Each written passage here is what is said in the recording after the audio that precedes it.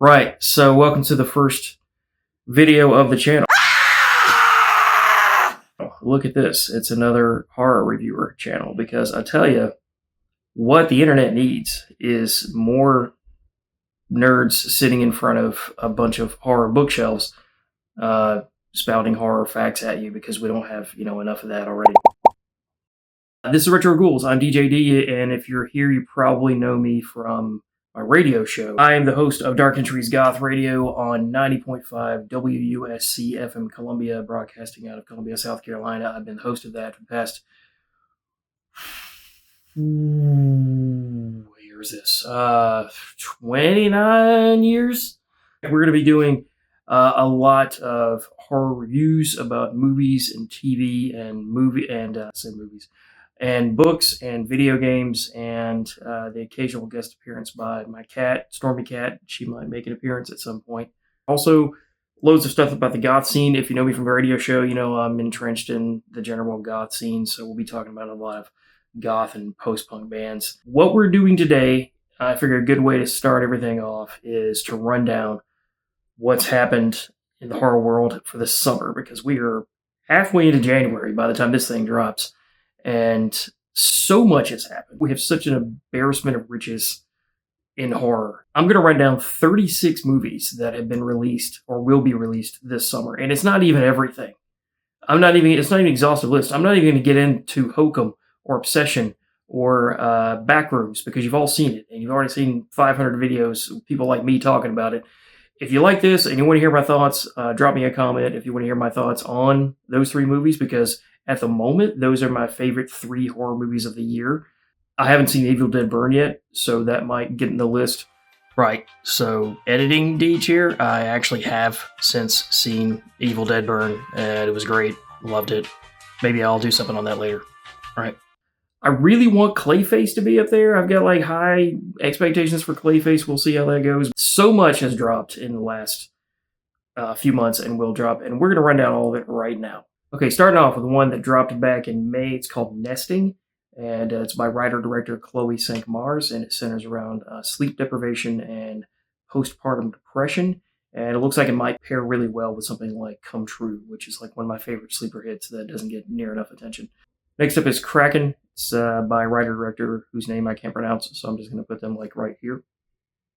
Cheesy aquatic horror, which is not actually getting entirely good reviews. They're kind of mixed. It looks kind of like cheesy fun anyway, and I do like a good aquatic horror, so I'll check it out. It's on Amazon Prime. Next up is Find Your Friends, which is directed by Isabel Pascad, and it's about a group of girls who go on vacation to Joshua Tree, and they run into some pretty bad locals, and then they start to also turn on themselves, which always happens in these sort of things. Looks like it's a good cross between The Descent and Wolf Creek, and it's out on Shudder right now. Do you mind? My cat just bumped the camera. Can I help you? Hang on. Ugh.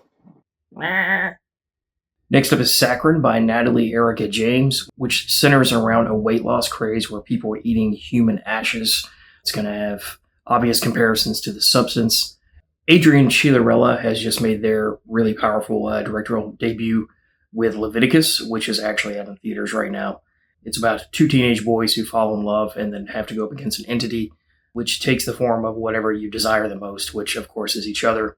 It's got obvious notes of It Follows, so looking forward to it. I still haven't gotten around to it yet. I've been so busy. There's so many things that I've missed or that I need to catch, but that's definitely on the list. As this drops, it's still in theaters right now. Hungry is the next one I wanted to mention by director James Nunn. It's Killer Hippos. It's pretty much all you need to know. It's on video on demand. Next up is Camp by writer-director Avalon Fast, who also did Honeycomb. I've heard good things about Honeycomb, although I haven't seen it yet. It's about a camp counselor who takes a job and gets involved with a bunch of witches. And it looks to be like a good mix of The Craft and Yellow Jackets. And it's available on Prime right now. Hold the Fort by writer-director William Bagley is about new homeowners who have to deal with an onslaught of monsters from hell. I'm not a big fan of this sort of horror comedy, but it does look like a pretty decent creature feature and has a lot of practical effects.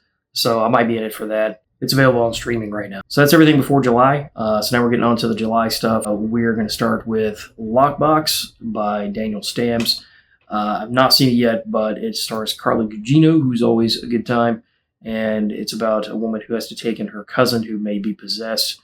And looks a little bit sort of basic and cliche to me, but it does have sort of a good aesthetic. And for some reason, to me, it reminds me a lot of the recent Lee Cronin's Mummy. I could be totally off on that, but just the vibes and general look of the movie. Black Box is up next by director Stephen Quayle, who also did Final Destination 5. The shortest synopsis I can give of this, just based on the trailer, is it looks like The Mist on a plane. And of course, Evil Dead Burn dropped this week, just a few days ago by the time this drops. I've not seen it yet, but it's still in theaters. I'm sure that anyone who's watching this right now probably has seen it. If you have, definitely give your thoughts on it in the comments below. Then I will, have some thoughts for you too. You're Dead to Me is about a group of high school seniors who were stalked by a serial killer. Pretty standard slasher stuff, but it does involve Denise Richards. It's always fun to see her show up in something, so looks like it might be a fun watch. Drops on demand on July 7th. Night Nurse is one that I'm really jazzed about right now.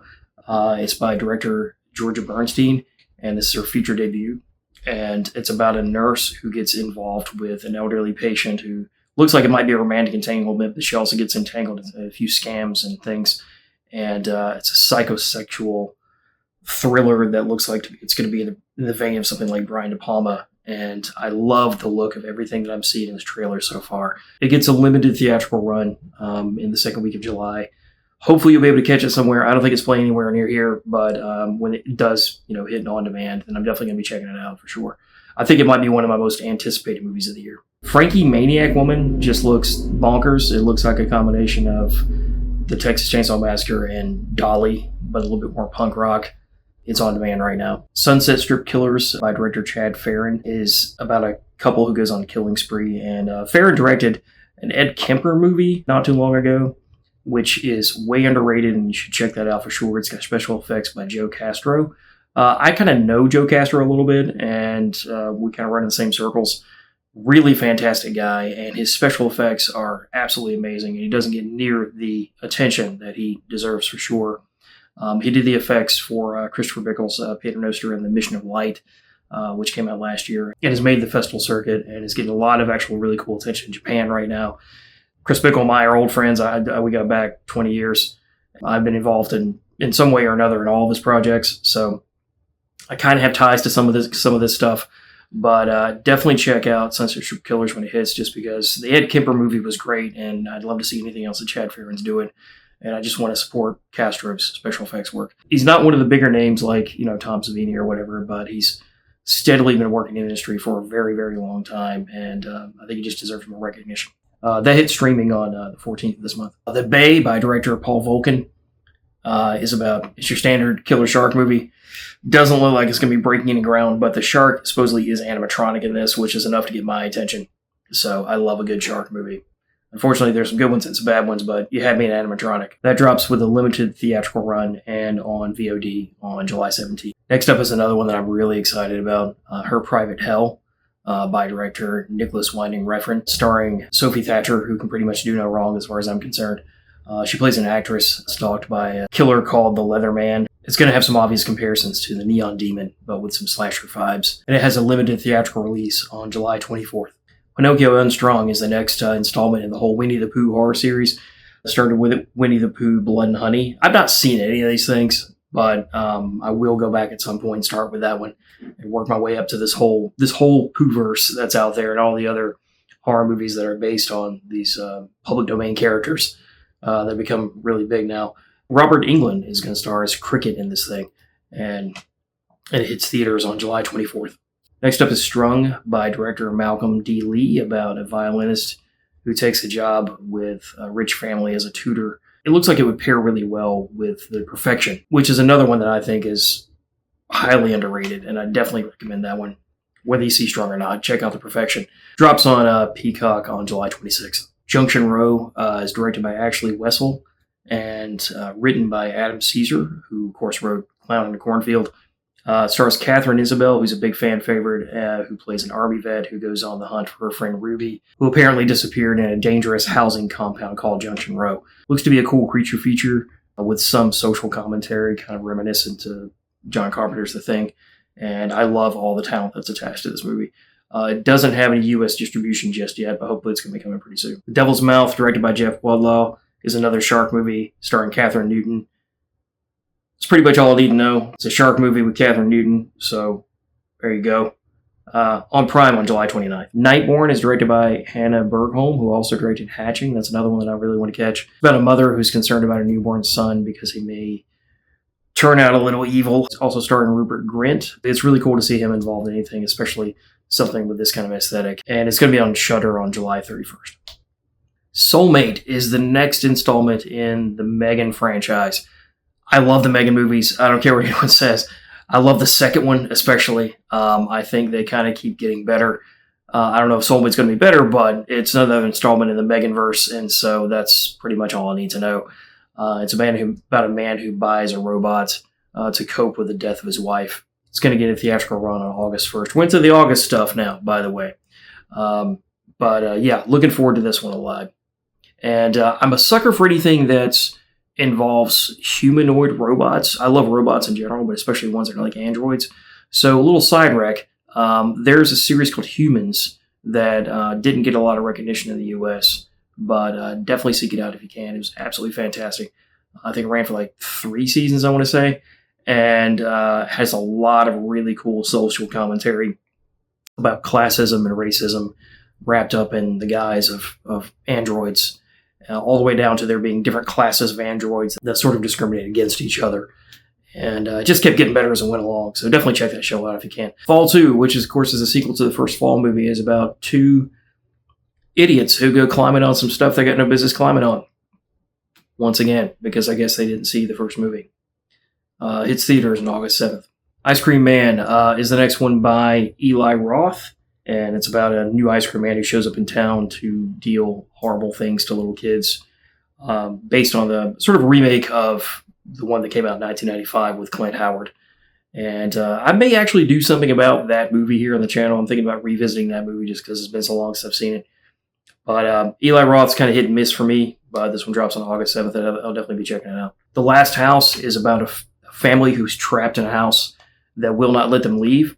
Every now and then, I will watch a movie trailer, and if it really, really gets me in the first 30 seconds, if it's not something I'm really like familiar with, like it's not a big tentpole horror movie, it's not an Evil Dead or whatever, it's just one that I don't know, I will watch it, and if it really hooks me in the first 30 seconds and I don't want anything else spoiled, I'll just cut the trailer off, and I'm like, okay, you got me. You got my money. I don't need to see anymore.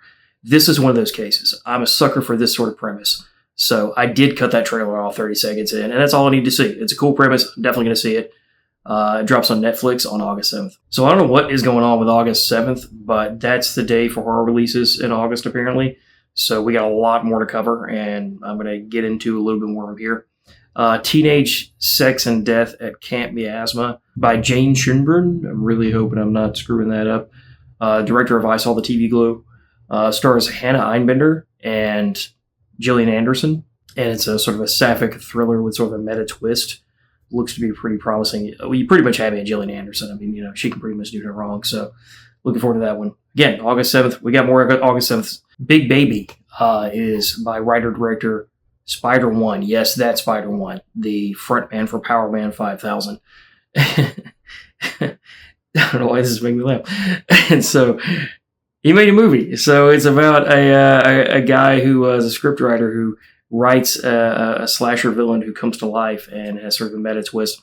This is one that's going to be one of those deals where it's a horror movie that's made for horror fans, and I can't wait for it. And the best part is the executive producer is Cher. The Cher.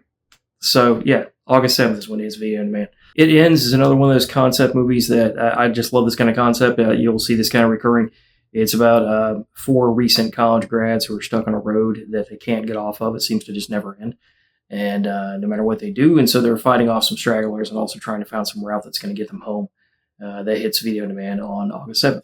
Models vs. Werewolves is probably one of my most anticipated horror releases of the year.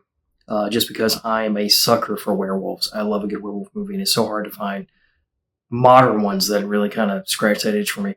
It's going to start Dee Wallace. It's produced by Full Moon and Charles Band, which that's already a big plus for me because I can't believe that Full Moon is still putting this kind of stuff out. It looks like it's going to hinge greatly on the special effects. It's going to hit streaming and Blu-ray on August 16th. Insidious Out of the Further is the 6th installment in the Insidious franchise. It stars Lynn Shay reprising her role, and it centers around a new family.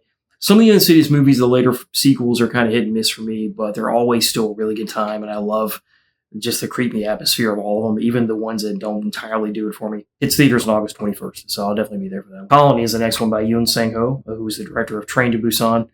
And I'm not a big fan of running zombies in general, but Train to Busan was just so fantastic and had an ending that completely wrecked me, as it did with everybody. So you kind of had me at that. So I'll definitely be there for that. It's going to hit theaters on August 28th. The Whisper Man is adapted from a novel of the same name, and it's about a serial killer with a fantastic cast. It's going to have Adam Scott, Robert De Niro, and Michael Keaton. So, I mean, that's pretty much all you need to know. Michael Keaton is my favorite actor of all time. So I'm definitely checking that one out. It's going to be on Netflix on August 28th. And we have one more, Buddy, by director Casper Kelly. The trailer for this one just dropped the other day. It's about a group of children that get trapped inside of a psychotic television show. And the cast looks absolutely fantastic. It's got Topher Grace, Keegan-Michael Key, Patton Oswalt, Michael Shannon, and also stars Kristen Milioti, one of my favorite actresses of all time. So can't wait for that one. It's going to hit theaters on August 28th. And that's it. I can't believe that you stuck around this long to listen to me ramble on about 36 horror movies for the summer. Most of which have already been released by the time you see this. But not all videos are going to be this long. I'm definitely going to be doing some long-form essays. I've got a lot of really cool ideas for what I'm going to do about that. And shorter horror movie reviews and interviews. And my cat bumping the camera, apparently. And so, yeah, come back. And also, check out Dark Entries Goth Radio on 90.5 WUSC FM Columbia. I will leave the link in the description below for where you can listen to past episodes. Like I said, I've been on for 20-something years now, and there are several years worth of past episodes there that you can always listen to on the podcast. If you missed the live broadcast on Saturday nights, that's where you can catch it a day or so later. Like I said, it's not currently on the air right now, but I will be returning next month.